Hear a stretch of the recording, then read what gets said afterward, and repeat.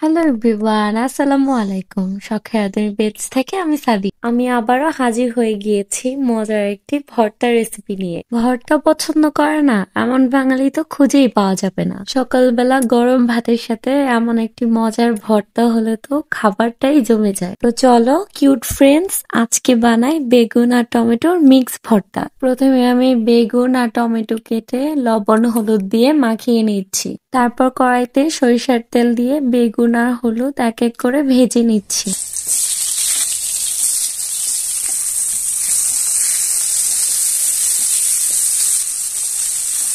বেগুনগুলো ভালো করে ভেজে উঠিয়ে রেখে এখন আবার টমেটো গুলো ভেজে নিব।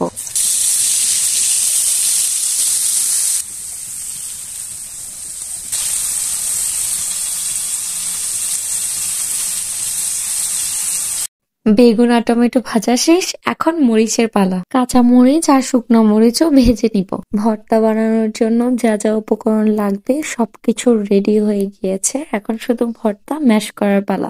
লবণ দিয়ে শুকনা মরিচ, কাঁচা মরিচ আর পেঁয়াজ মাখিয়ে নিয়েছি।